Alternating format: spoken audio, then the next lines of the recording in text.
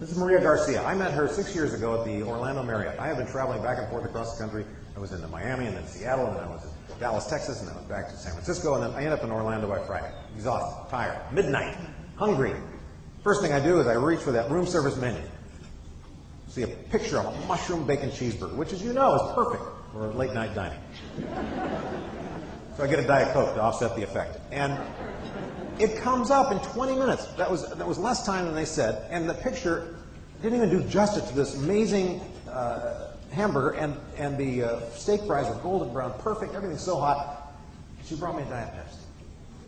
I don't like Diet Pepsi. I'm fussy about that one thing. I like Diet Coke better than, then they said, well, there's a lime, you can put a lime in there, maybe it tastes like a Diet. You can put lime, buttons, cigarettes, doesn't matter what you put in there. There isn't going to be a Diet Coke. But there was ice water. I said, that's fine, thank you. Oh, I'm so sorry, we apologize, we're out of these in the room service kitchen and big convention. It's okay, it's like 12:20 now, and thank you very much for bringing this, and I appreciate it. She leaves.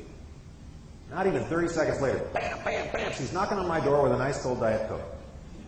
So now I'm suspicious. Where'd that come from? She said, I found this 4 floors down in the machine, thought you'd like to have it. I know, I'm a grown man. I did the same thing. Oh, let me pay for that. She wouldn't take my money. Would not take my money. No, just make sure you're happy here, Mr. Shafer. She leaves. I'm just stunned. So I get on the phone, right? Room service. Who was that woman that just delivered that hamburger? Oh, that's Maria Garcia. But she's amazing. I travel all the time. I talk about this. She deserves a raise or should be in charge of training. This is unbelievable what she did. Thank you, Mr. Shafer. Would you mind saying something to the hotel manager? Yes, I would. I get a guy's extension. I call him. Hi. I'm staying in a hotel. I speak on customer service, and there's a woman named Maria Garcia in room service. She is unbelievable. She needs to be in charge of training. She should have put on seminars for every other hotel employee. Thank you, Mr. Shafer. Would you mind writing a letter to Marriott International? And, I was thinking of having a hamburger. But now that I'm working for you guys, I am on it. Yeah. And the truth is, I never ate that hamburger. I ate a bite of that steak fry, and the story got to me so much that I wrote that letter to Marriott International. And then I scribbled out a chapter for one of our books and created an HR training film with this scene in it.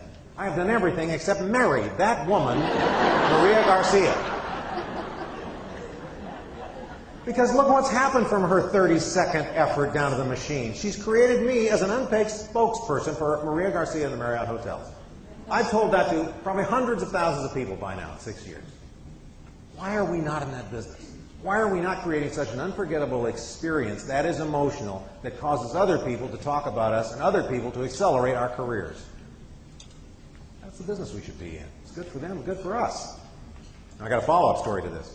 I go back about a year and a half after that with a book, a tape, and some letters from clients who were inspired by that story. I can't wait to give them to her, and she's not working there now. She had left a week earlier to take another job, and the manager says, hey, but you should hang on to this package and give it to her in person. You're going to run into her at some point, I'm sure. She's the new food and beverage manager at our Boston property.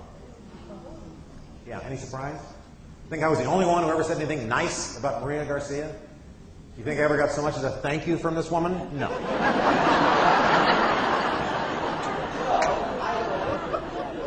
She's going to end up running that company someday, isn't she? You know this book, Good to Great? Excellent book. Jim Collins' excellent book. Jim profiled 11 companies that we should be paying attention to. Great leadership, great niche market, great management, great history.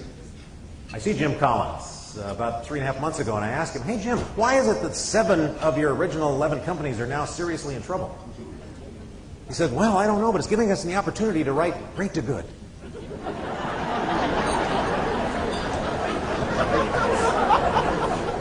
Paying attention to opportunity, isn't he? Here's what he told me. Those organizations did not change with the culture. They did not change operational methods. They didn't pay attention to what was happening to human beings. They got complacent, and they stopped being humble. They started believing their own press, and they wouldn't change. They wouldn't stay relevant. I'll give you kind of a clue here. If you don't like change, you're really going to hate extinction.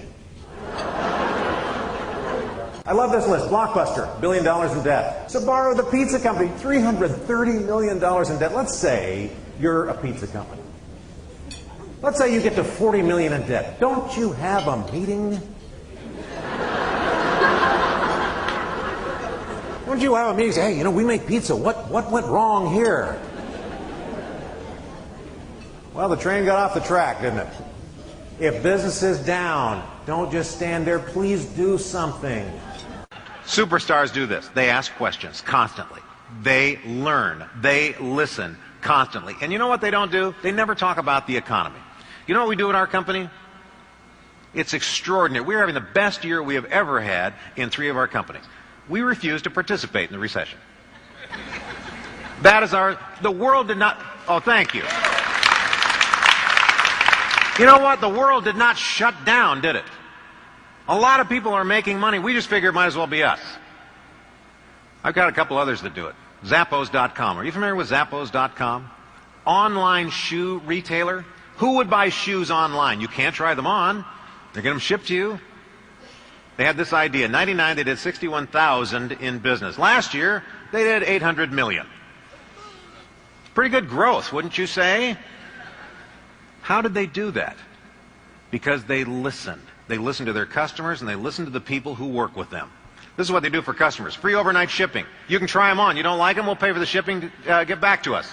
Keep trying on shoes. We'll keep paying for the shipping back and forth till you find it. They'll give 110% refund on some items. They have a $4 million inventory that they keep so that when you click on it, they know they have it in stock and you'll get it. Look what they do for the employees. Free lunches, drinks and snacks, washers and dryers, complimentary gift wrapping at the holiday. I have a nap room at Zappos. That's why the Westin doesn't sell hotel rooms anymore. They focus on the heavenly bed. Have you ever stayed in a heavenly bed, any of you? What do you think? What do you think of it? Yeah, it's good, isn't it? Thumbs up. First time it was a few years ago, my wife and I were in San Antonio, Texas. We get in that bed. It's the only bed that you talk about for 10 minutes before you go to sleep. It's a great bed. Honey, how come we don't have a bed like this? And my wife had read the brochure, and she said it has 10 different layers. That's why. There's a duvet underneath, and then there's these Egyptian, I think there are 3,000 thread count Egyptian cotton sheets, and then another duvet. And she went through the entire list as I drift off to the best sleep of my life. Until 1:30 in the morning. Please evacuate the building. We have a fire emergency. Must evacuate the building. I listen really hard. I don't hear anybody scrambling up and down these halls. I'm not getting up. Half hour later, we have contained the fire emergency. We must evacuate. An awful lot of smoke, and there is some portion of the building still on fire. Please evacuate now if you have not already. I turned to my wife and I said, hey, honey, maybe we should get up. My wife said, let me burn. That's how good that bed is. She did not want to get out of that bed. Well, now, of course, the Westin has turned this into a giant profit center for them. You can get the heavenly sheets and the pillowcases. You can buy the heavenly lamps. You can buy the actual bed. You can buy the duvets and all that. You can buy a heavenly dog collar if you want it. That exemplifies the experience of going to the Westin. I wish I'd been in the boardroom when they figured this out, because somebody had to stand up and say, Hal, we have these sleeping rooms all over the world. What do you think would happen if we made the beds good?